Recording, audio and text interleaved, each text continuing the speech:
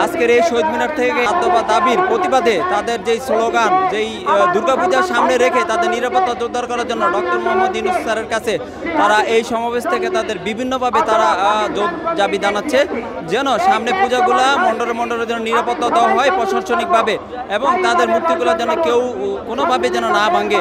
সেই বিষয়ে তারা আজকের এই বিভিন্ন ভাষায়, প্রতিবাদী ভাষায় তারা তাদের সরকারকে বুঝাতে চাচ্ছান্তভাবে রাজপথে তারা থেকে তাদের প্রতিবাদী ভাষা প্রশাসনকে জানানোর জন্য তারা এই শহীদ মিনারে এসে তাদের দাবিগুলো তুলে ধরতেছে। সনাতন ধর্মীদের আজকে লং মার্চ করার জন্য তারা এই শহীদ মিনারে জড়ো হয়েছে হাজার হাজার, আর সনাতন ধর্মীরা তাদের ৮ দফা দাবিতে তারা এই রাজপথে আজকে শহীদ মিনারে এসে তাদের বিভিন্ন ভাষা, তাদের ক্ষোভগুলা এখানে সরকারের কাছে বিভিন্ন দায় দাবি তারা তুলে ধরতেছে, এবং তাদের দায় দাবি যতক্ষণ পর্যন্ত না মানবে তাদের ৮ দফা, তারা এই রাজপথে একের পর এক তাদের বিক্ষোভ সমাবেশ করে যাবে।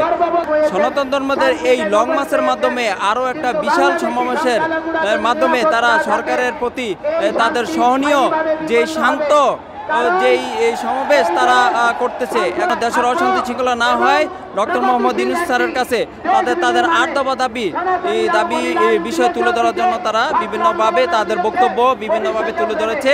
আমরা তাদের বক্তব্যগুলো সবার মুখ থেকে শুনবো।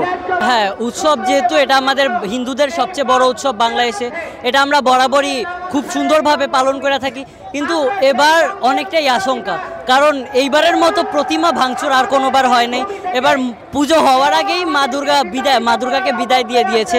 তো এটা থেকে আমরা প্রধান উপদেষ্টার কাছে এটাই বলবো যে যেন একটা করজোড়ভাবে মিনতি করতেছি যাতে একটা ভালো নজরদারি দেওয়া হয় আমাদের, এবং তার কাছে অনুরোধ যে একটা স্বাধীন বাংলাদেশ যদি আপনি স্বাধীন চান এবং যদি এটাকে অসাম্প্রদায়িক চান, দয়া করে সকলের দিকে নজর দেবেন। শুধুমাত্র একটা স্পেসিফিক জাতির দিকে নজর দিয়ে আপনি কোনো সাম্প্রদায়িকতা তৈরি করবেন না।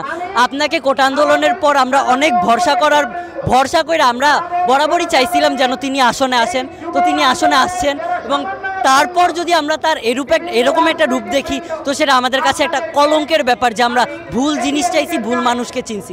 তো আপনার কাছে করজোর মিনতি আমার যে আপনারা এই হিন্দুদের ৮টা দফা, এবং এই ৮টা দফা কিন্তু সম্পূর্ণ যৌক্তিক, প্রত্যেকটা স্বাধীন রাষ্ট্রেই কিন্তু এই ৮টা দফা বাস্তবায়িত আছে। তো আপনি স্বাধীন বাংলা আরও আগায় নিয়ে যেতে চান, তাই আমি বলবো যে এই পরিস্থিতিটা আপনারা, এটা কিন্তু এখন অনেকেই ভাবতেছে যে আমরা উগ্রবাদী হয়ে গেছি, তো এই উগ্রবাদীদের যদি শান্ত করতে হয় তাহলে দয়া করে ৮টা দফা মানেন, এবং ৮টা দফা না মানতে পারলেও দুর্গাপূজার আগে কিছু দাবি অন্তত মানেন, এবং দুর্গাপূজা যেন আমরা শান্তিপূর্ণভাবে করতে পারি। এবং বর্তমানে যেটা দেখতে পারতেছি শিক্ষা কেন্দ্রিক, যেটা যে প্রত্যেকটা স্কুল কলেজে অষ্টমী নবমীর দিনেও পরীক্ষা আছে, অনেক জায়গায় ভাইভা টেস্ট অনেক কিছু আছে। তো আমি বলবো যে এইসব সাম্প্রদায়িকতা রাখবেন না। রোজার মধ্যে তো সারা মাসই স্কুল কলেজ বন্ধ থাকে, তো সেই দিক থেকে কিভাবে আপনারা পারেন যে স্কুলের মধ্যে কলেজের মধ্যে মানে একটা পরীক্ষা দিয়ে রাখতে? তো সেই দিকটা আমরা বলবো বিবেচনা করবেন। এরকম সাম্প্রদায়িকতা তৈরি করে আমাদের আগের যে সোনার বাংলাটা ছিল, আমি আমার বাবা আমার দাদুর কাছে শুনে আসি যে কত সুন্দর একটা বাংলাদেশ ছিল, পূজার মধ্যে ঘোরাঘুরি হিন্দুরা মুসলিমরা মিল্লা, প্লাস হইতেছে আমি এটাও শুনছি যে কুরবানির ঈদে নাকি হিন্দুরা বের হইতো না, ইভেন হিন্দুদের ঘরের সামনে কুরবানি দেওয়া হইতো না। এখন তো যাচ্ছে তাই হয়ে যেতেছে বাংলাদেশে। তো সেই আগের বাংলাটাকে দয়া করে ফিরে আনবেন। আপনারা ধর্মান্ধ বা উগ্রবাদী হয়ে যাবেন না, আমাদের দিকে একটু দৃষ্টি দেন, আপনারা আমাদের সঙ্গে বন্ধুসুলভ হবেন, আমরা আপনাদের জীবন বিলায় দেবো, এটা আমরা প্রমিস দিতেছি। তো তার আগে আপনারা আমাদের বন্ধু হয়ে ওঠেন। আপনারা বন্ধু হইলে আপনারা আমাদের থেকে যা কামনা আমরা তাই করব। তাই আপনাদের কাছে করজোর মিনতি, আমাদের বন্ধু ভাবেন, আমরা আপনাদের বন্ধু হইতে চাই, আমরা উগ্রবাদী হইতে চাই না, আপনাদেরও উগ্রবাদী বলতে চাই না। ধন্যবাদ। আপনারা সবাই জানেন যে আমাদের পুজো শুরু হবে ৯ অক্টোবর থেকে, আজকে ৪ অক্টোবর। আমাদের কিন্তু এখানে আন্দোলন গণসমাবেশে থাকার কথা ছিল না, আমাদের থাকার কথা ছিল শপিংয়ে, কিন্তু আমরা থাকতে পারছি না বাংলাদেশের এই পরিস্থিতির জন্য। আসলে আমরা এই মুহূর্তে যেটা চাই সেটা হচ্ছে দৃশ্যমান শাস্তি। যেই আমাদের উপর হামলা করুক না কেন, পূজা মণ্ডপে প্রতিমা ভাঙুক না কেন, দল মত ধর্ম নির্বিশেষে যেই হোক, আমরা তারই শাস্তি চাই। এবং একটা দুইটা দৃশ্যমান শাস্তি যদি বাংলাদেশ সরকার মানে প্রতিষ্ঠা করতে পারেন, তাহলে আমরা বিশ্বাস করি পরবর্তীতে মানুষ ভয় পাবে, যে আমাদের প্রতিমার উপর হাত তোলার জন্য তারা ভয় পাবে, এবং আমরা শান্তিতে আমাদের পূজাটা করতে পারবো। এবং পূজাকে কেন্দ্র করে আমাদের কাছে স্বরাষ্ট্র উপদেষ্টার কাছে আমাদের দাবি যে আইন শৃঙ্খলার বাহিনীকে আর একটু সজাগ থাকার জন্য এবং তারা যেন শক্ত অবস্থানে থাকেন, যাতে আমরা নির্বিঘ্নে পূজার 5টা দিন পূজাটা করতে পারি। আমরা আসলে রক্তাক্ত শারদ 2021 আরেকবার চাই নাই বাংলাদেশে। আমাদের যে 8 দফা, আমাদের দ্রুত 8 দফা বাস্তবায়ন করুন। আমরা আজকে হুমকি দেওয়া হচ্ছে, পূজা করতে দেওয়া হবে না উত্তরাতে, আপনারা দেখেছেন। এবং বিভিন্নখানে এই যশোরে এবং সাতক্ষীরায় চিঠি দিয়ে 5 লাখ টাকা দাবি করা হয়েছে। আবার এক হুজুর মিডিয়াতে বললেন বাংলাদেশের হিন্দুকে গেলে খেতে নাকি 1 সেকেন্ডও লাগবে না। আমি সরকার এবং প্রশাসনের কাছে প্রশ্ন রাখছি, সে কেন এখনো আইনের আওতায় আসলো না? তাকে কেন আইনের আওতায় আনা হলো না? আমি বাংলাদেশ একজন গর্বিত সনাতনী, আমি এই দেশের নাগরিক। আমার দাদা এই দেশে ছিল, আমার দাদার বাবা ছিল, আমার বাবা ছিল, আমি ছিলাম, আজকে আমার সন্তানও এখানে এসেছে। কেন প্রতিবারই সেই 2001 সাল থেকে প্রতিবারই কেন আমাদের উপর নির্যাতন আসবে? কেন, কি কারণে? আমাদের কি অপরাধ?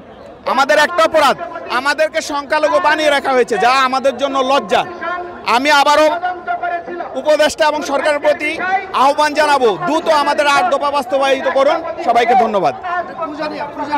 এবার পূজা নিয়ে আমরা অনেক আতঙ্কে আছি। সত্য কথা যেটা, আপনি দেখেন আগে পুজোর 1 মাস আগে থেকে মার্কেটে একটা বিশাল একটা বেচা বিক্রি হতো, মানুষের মনে একটা আনন্দ ছিল, ছেলে মেয়ে নিয়ে সবাই মার্কেটে যে পূজা কেনা। এবার তো আমরা সনাতনীরা আতঙ্কের মাঝে আছি, আদৌ কি আমরা পূজা করতে পারবো? যেখানে পুলিশ কোনো ব্যবস্থা নিচ্ছে না, ফোন করার পরে আর্মিরা যাচ্ছে, এর আগে যাচ্ছে না। আমরা আমাদের পূজা নিয়ে শঙ্কিত। আমরা সরকারের কাছে দাবি জানাচ্ছি, আমাদের পূজা যেন নির্বিঘ্ন হয়, প্রশাসনিক সেভাবে যেন সুরক্ষা দেওয়া হয়। এবং সনাতন ধর্মাবলম্বীদেরকেও বলবো, আপনারা যারা মন্দিরে পূজা করছেন, আমাদের কোনো অন্য কারো পাহারার দরকার নেই। আমরা সনাতনীরা এবং আমাদের যদি প্রশাসন পারে, প্রশাসন আমাদের পাহারা দিবে এবং নিরাপত্তা দিবে। কোনো মাদ্রাসা ছাত্র অন্য ধর্মাবলম্বী আমরা কখনোই গ্রহণ করব না, আমাদেরটা আমরা ব্যবস্থা করব। এবং পূজাটা যেন সারা বাংলাদেশে যেন আর একটা প্রতিমা না ভাঙা হয়, সেই জন্য যা যা করা প্রশাসনিক সরকার যেন তাই করে। আর অতি দ্রুত আমাদের ন্যায্য 8 দফা, আপনারা দেখেছেন আমাদের প্রত্যেকটা দফা ন্যায্য, সেটা যেন বাস্তবায়িত হয়। ধন্যবাদ। আমরা 5 আগস্টের পর থেকে যে আন্দোলন করতেছি, যে 8 দফা দাবি দিচ্ছি, এটা আমার মনে হয় ডক্টর ইউনূসের তিনি কানেও শুনছেন না, তিনি চোখেও দেখছেন না। তাই তার কাছে আমার একটা অনুরোধ, আপনারা আমাদের 8 দফা দাবি মেনে নেন, নইলে আমাদের দাবি কিন্তু 1 দফা হয়ে যাবে। আমরা আলাদা রাষ্ট্র চাই নাই, আমরা 8 দফা দাবি চেয়েছি। ঈদের মধ্যে 5 দিন বন্ধ দেওয়া হয়, আর আমাদের 5 দিনের পূজায় মাত্র 1 দিন বন্ধ, এটা কেমন যুক্তি? তাই তাকে আমরা বলতে চাই, আমাদের যে 8 দফা দাবি আছে আপনি মেনে নেন, আমরাও রাস্তা থেকে সরে পড়ব। আমাদের দাবি আদায় না হওয়া পর্যন্ত আমরা রাস্তায় ছিলাম, আছি, থাকবো। জয় শ্রীরাম। শুধু একজন লোকই বলছে যে কোনো সংখ্যালঘুর বাড়িতে আক্রমণ না হয়, বিএনপির প্রেসিডেন্ট তারেক রহমান সাহেব। আর কোন উপদেষ্টা, কোন সর উপদেষ্টা কেউ বলে নাই, শুধু একজন লোক বলছে, বিএনপির প্রধান তারেক রহমান সাহেব, যদি কোনো সংখ্যালঘু আক্রমণ না হয়। বিএনপির অনেক লোক আমাদের মন্দিরও বাঁচাইছে, এই ঢাকার যে সুস্তাপুরের মন্দিরটা বিএনপির লোকজনরা বাঁচাইছে। সব মুসলমান খারাপ হলে আমরা এদেশে থাকতে পারতাম না ভাই, এটাই আমার কথা।